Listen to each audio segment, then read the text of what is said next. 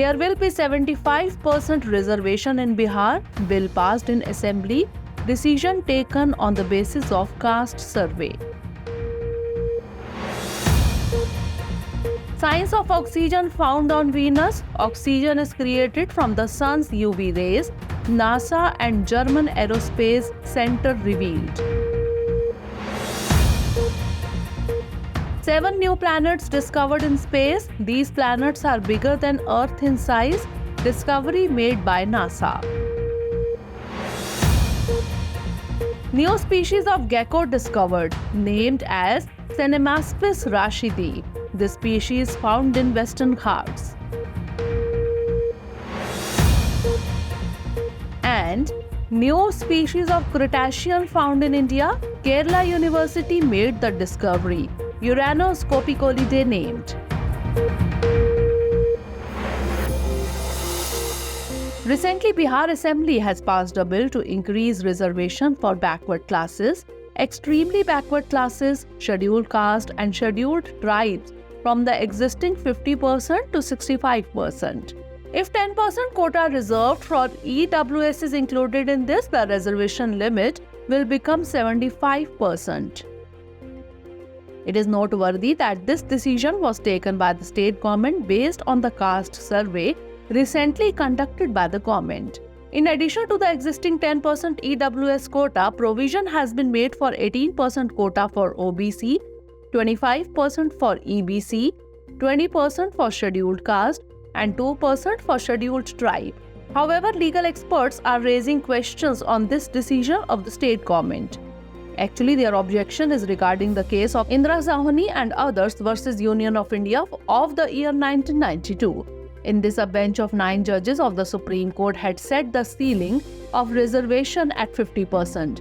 However, despite this decision of the Supreme Court, many states like Maharashtra, Telangana, Rajasthan, and Madhya Pradesh have passed laws violating the 50% reservation limit. The central government itself had made the 103rd Amendment in the Constitution to provide reservation to EWS. This amendment of the central government had violated the ceiling of 50% given in the Indra Sahni case. However, the Supreme Court has also validated this decision of the central government. Recently, the Ministry of Information and Broadcasting approved the Digital Advertising Policy 2023, which gives power to the CBC, that is Central Communications Bureau, to run campaigns in the digital media world. The objective of this policy is to disseminate information about various government schemes, programs, and policies through digital platforms. The policy has a provision for competitive bidding to ensure transparency and efficiency. The rates discovered through this process will remain valid for 3 years. This rate will be applicable to all eligible agencies. Under the policy, panels will be formed by CBC for platforms like OTT and video on demand.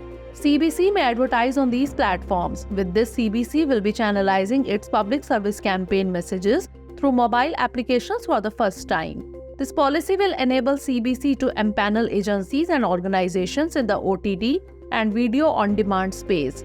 Let us tell you that CBC is the advertising wing of the Government of India. It works under the Ministry of Information and Broadcasting. The mission of this institute is to create awareness about various schemes, programs, and policies. CBC is keeping up with the changing media landscape by adopting new technologies to reach a broader audience. Recently, the presence of oxygen has been recorded in the atmosphere of Venus. This discovery has been done jointly by NASA and the German Aerospace Center. Infrared telescopes were used under this joint project. Through these telescopes, atomic oxygen has been discovered in a thin layer between the 2 layers of Venus' atmosphere.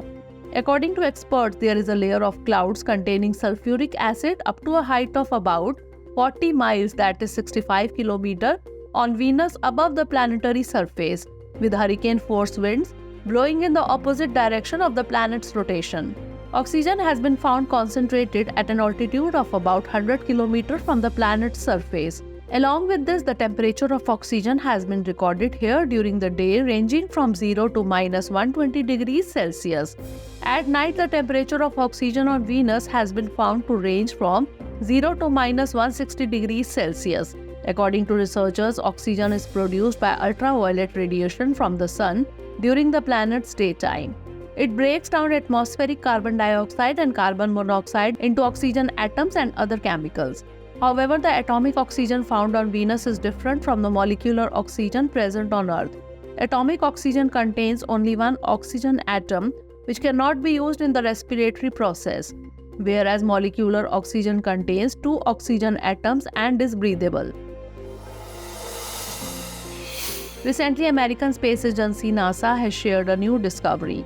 Research has identified 7 planets orbiting a star in our galaxy. According to scientists, this is the second largest group of planets ever discovered around any star beyond our solar system. All 7 planets discovered are larger than the Earth. The orbit of the planets revolving around the star has been named Kepler 385. The orbits of all these are equal to the average distance of Mercury from the Sun from its star. Talking about the star Kepler 385, it is about 10% larger in diameter and mass than our Sun. Along with this star is more luminous and hotter than the Sun present in the solar system. It is located at a distance of about 5,000 light years from Earth. The study has revealed that the chances of life on any of these 7 planets are actually very low. Also, many different types of planetary systems exist in this group. Many of them probably bear no resemblance to our solar system.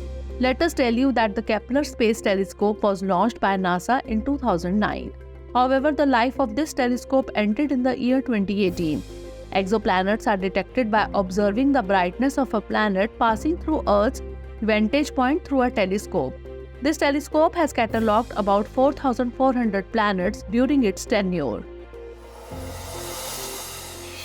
Recently, new research related to skin cancer has been shared in the Environment International. This research has been done jointly by WHO, that is World Health Organization, and International Labour Organization. According to the study, 1 in 3 people working in the sun is dying from non-melanoma skin cancer.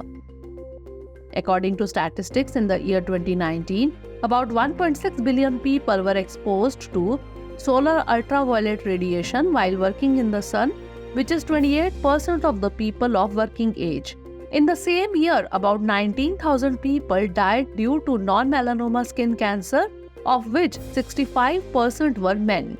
According to recent research, solar ultraviolet radiation is considered to be the third most responsible factor for cancer deaths globally. WHO, ILO, World Meteorological Organization, and United Nations Environment Programme have launched Sun Smart Global UV app to protect against solar ultraviolet radiation. This app can be used to estimate worker exposure to solar ultraviolet radiation.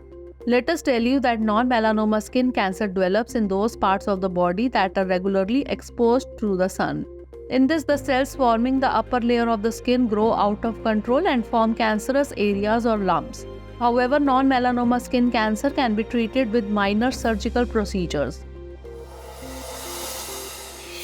With the beginning of the Rabi season, the problem of stubble is also seen increasing. Actually, the issue of stubble burning is not a new issue. Voice has been raised against this problem up to the Supreme Court. Amidst all this, the demand has increased in the Punjab province for a machine which provides the facility of X-site stubble management. We are talking about Baler machines, which are in the discussion for stubble management. Before using the baler machine, farmers cut the crop's residues with a tractor-mounted cutter. After 2 days of drying, a rake arranges the stubble in straight lines. After this, the baler machine mounted on the tractor compresses the stubble into compact bales using a net. Finally, these bales are taken to factories or dumping sites. Talking about the cost of this machine, its price without subsidy is around Rs 14.5 lakh. Each baler can cover 15 to 20 acres of land in a day. In fields where balers are used, farmers can immediately plow the field and sow the next crop. By doing this, it is possible to save time and resources. It is noteworthy that many problems arise due to burning stubble. The smoke emitted becomes one of the biggest air pollutants at this time every year. In such a situation, a baler machine can prove helpful in getting rid of this problem. Recently, the Global Landscape of Climate Finance report has been released by CPI, that is Climate Policy Initiative. According to the report, climate finance flows have doubled compared to previous years. However, its distribution has been seen unevenly in different geographical areas and sources. According to the report, the average annual flow of climate finance during 2021 and 2022 was $1.3 trillion, which is double compared to 2019 and 2020. However, the overall average climate finance flow increase to the $1 trillion range represents only 1% of global GDP. It reflects the need for countries to rapidly increase climate ambition. According to the report, the average estimated annual needs by the year 2030 will be around $10 trillion. Let us tell you that CPI has been tracking global climate finance flows between all countries and institutions for almost a decade. Based on this, it was reported that the increase in global climate finance is mainly due to the increase in clean energy investment in some geographical areas. According to the data, China, America, Europe, Brazil, Japan, and India received 90% more funds. However, climate finance in high emissions and climate vulnerable countries has shown little progress in meeting their needs. Let us tell you that CPI is an organization with deep expertise in finance and policy. The institute helps governments, businesses, and financial institutions drive economic development while addressing climate change. Its objective is to build a sustainable, resilient, and inclusive global economy. Recently, a new species of gecko has been discovered in the Western Ghats. This species has been found in the Virudhunagar district of Tamil Nadu. It was discovered at an altitude of 1,245 meters in Kottamalai estate near Rajpalayam. The name of this species is Senemespis rashidi. Let us tell you that Amit Sayyed, senior scientist of the Wildlife Protection and Research Society Maharashtra, named this species. Senemespis rashidi is quite small in size. Due to its small size, it is known as the dwarf lizard. It has an attractive pattern on its back with yellow, white, and black colors. This species is the 94th species of gecko. Previously, 93 species of geckos have been documented. This discovery is a testament to the rich biodiversity of the Western Ghats. This species also emphasizes the importance of its conservation in Tamil Nadu. Recently, the University of Kerala, in collaboration with the National University of Singapore, has discovered a new crustacean off the Indian coast. This new crustacean family has been named Uranoscopicolidae.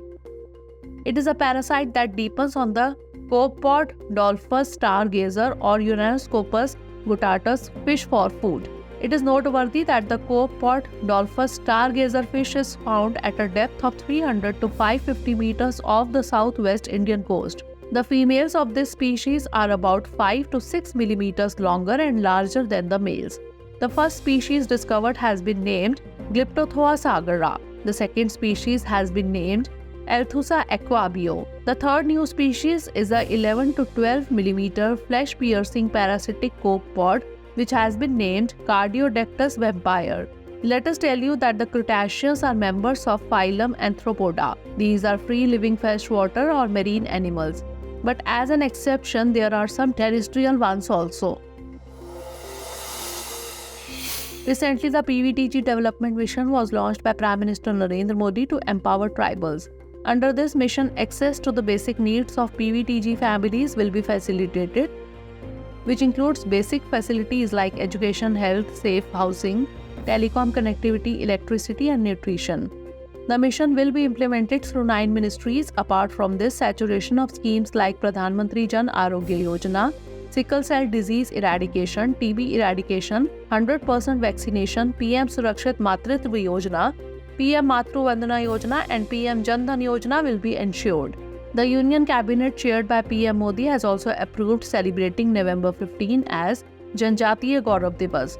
November 15 was chosen as Janjatiya Gaurav Divas because this day is the birth anniversary of Sri Birsa Munda, who is worshipped as a god by tribal communities across the country. Let us tell you that PVTG stands for Particularly Vulnerable Tribal Group. In fact, in 1973, the primitive tribal group was made a separate category by the Debahar Commission. However, in 2006, its name was changed to PVTG. At present, they reside in 18 states and union territories of the country. This population is around 28 lakhs. Currently, there are 75 PVTG groups in India. Recently, WHO, that is World Health Organization, released the Global TB Report 2023. According to the report, about 2.8 million TB cases were reported in 2022 with a mortality rate of about 12%. Additionally, 7.5 million people were diagnosed with TB. Let us tell you that the number of TB patients in 2022 is the highest since global surveillance started in 1995. According to the report, the number of deaths due to TB in India was approximately 3,42,000. Of these, 11,000 people were infected with HIV, with 1.1 lakh cases of MDR-TB reported in India.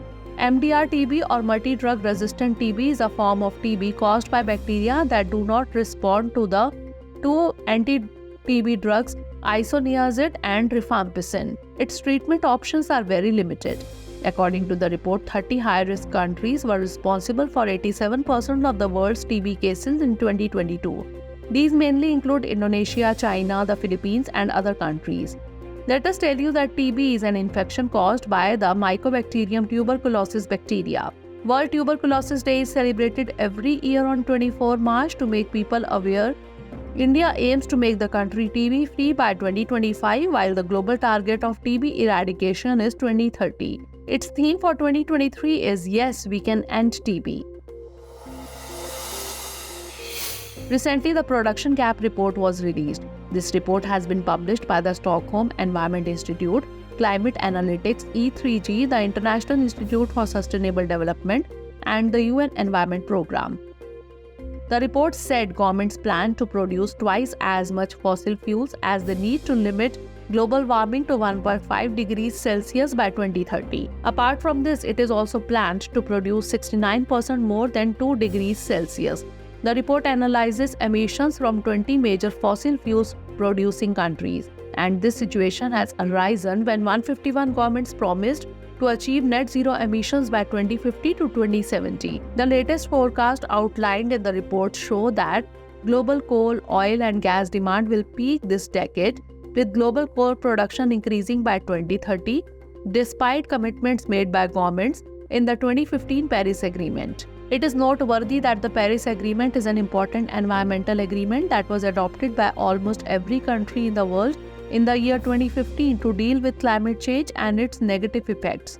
The agreement aims to reduce global greenhouse gas emissions significantly to keep global temperature rise this century well below 2 degrees Celsius above pre-industrial levels.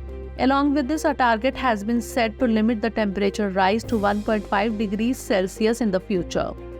Let us now look at the 5 questions based on the bulletin. Questions based on today's bulletin are: first question is, consider the following statements with reference to atomic oxygen. 1. It contains only one atom of oxygen.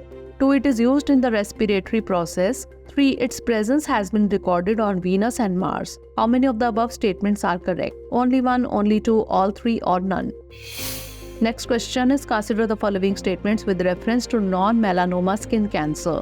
1. This cancer develops due to regular exposure to the sun. 2. Its treatment is possible. 3. It is the second largest cause of death in India. How many of the above statements are correct? Only 1, only 2, all 3, or none? Next question is, consider the following statements with reference to Cinemaspis rashidi. 1. It is a species of lizard. 2. It was discovered in the Malabar coastal region. 3. The size of this creature is about 2 centimeters. 4. This is the 94th species of the gecko community. How many of the above statements are incorrect? Only 1, only 2, all 4, or none? Next question is, consider the following statements with reference to Uranus copicolidae. 1. This is the name of a crustacean species. 2. Males of this species are about 5 to 6 millimeters longer than females. 3. Apart from India, this species is found in Singapore and Sri Lanka. How many of the above statements are correct? Only 1, only 2, all 3, or none? Last question is, consider the following statements. 1. Global TB report is released every year by the World Bank. 2. World Tuberculosis Day is celebrated every year on 24th March. 3. A target has been set to eliminate TB from the world by the year 2030. How many of the above statements are incorrect? only one, only two, all three, or none? At the end, let us have a look at few more events of the last week in other news.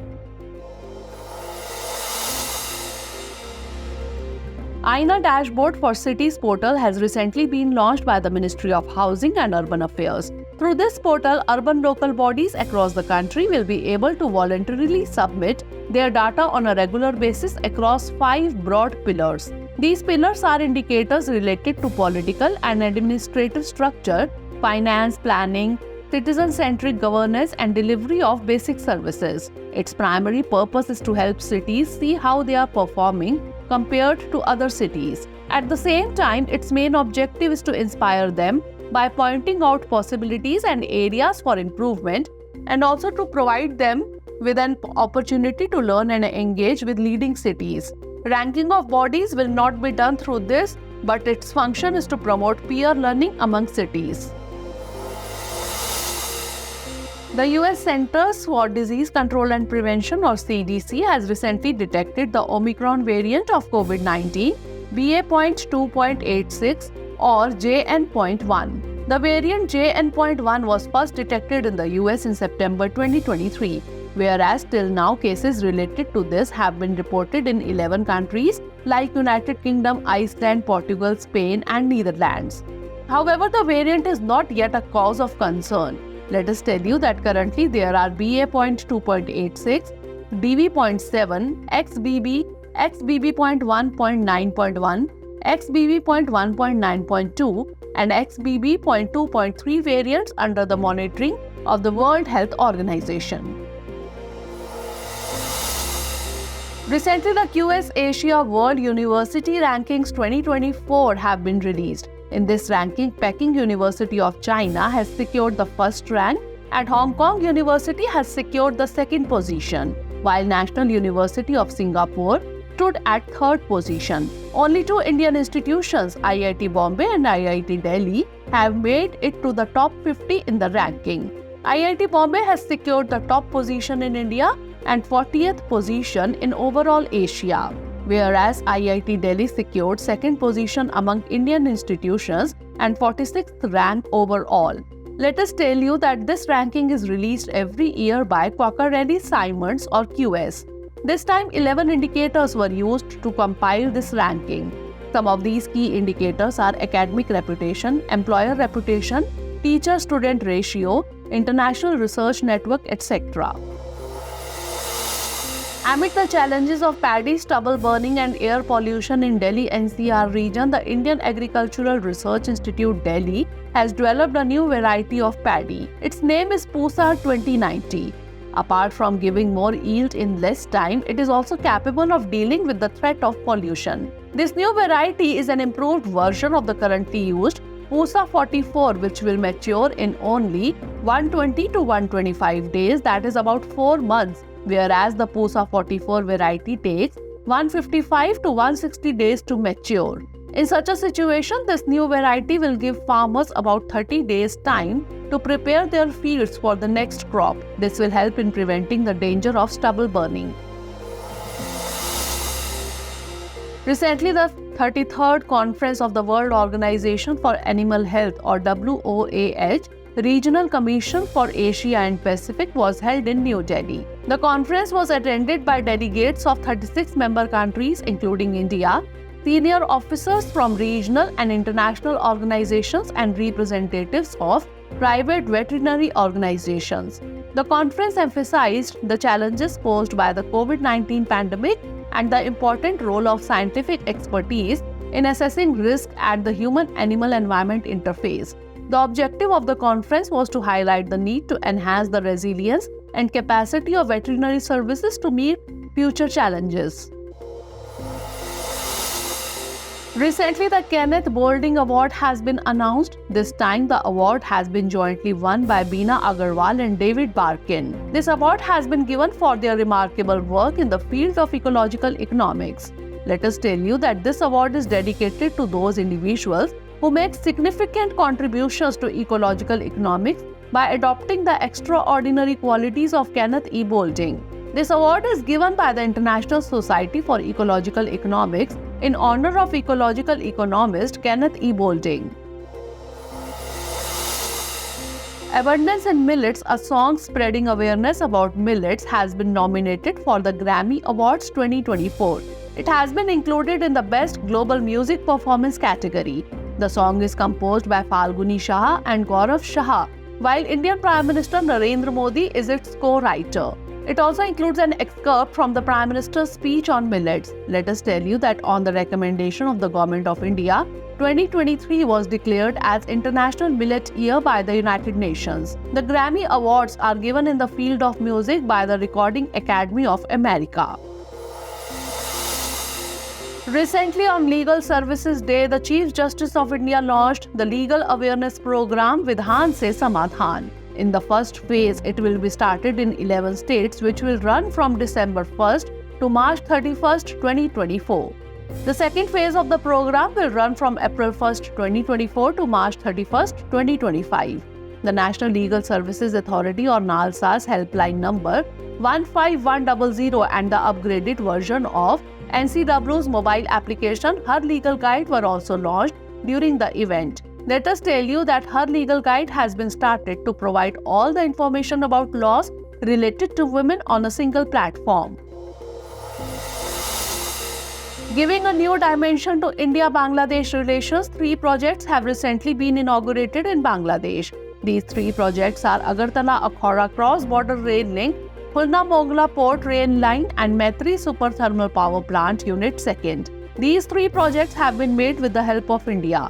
Agartala-Akhora Rail Link, where connectivity has been established between the northeastern states of India and Bangladesh. At the same time, Bangladesh's second largest port, Mongla, has been connected to the broad gauge railway network through the Khulna-Mongla Port Rail Line project. Along with this, the operation of Maitri Super Thermal Power Plant will enhance energy security in Bangladesh. These projects aim to strengthen the relationship between India and Bangladesh and showcase collaborative efforts for mutual prosperity and development. Indian Institute of Corporate Affairs, that is IICA, Lean Campus Startups and Indian Women Entrepreneurs International Chambers or WEICA, India have recently signed an agreement. The objective of this agreement is to empower women entrepreneurs by enhancing their knowledge, skills and competencies in the effective establishment and management of a diverse workforce. Let us tell you that IICA is an institution established by the Ministry of Corporate Affairs, Government of India as an autonomous body. It acts as a think tank and center of excellence to help in the development of the corporate sector. Lean Campus Startup is a brand of Mission Catalyst, a pioneering trust dedicated to shaping the future of India through transformative initiatives in education, skill development, and entrepreneurship.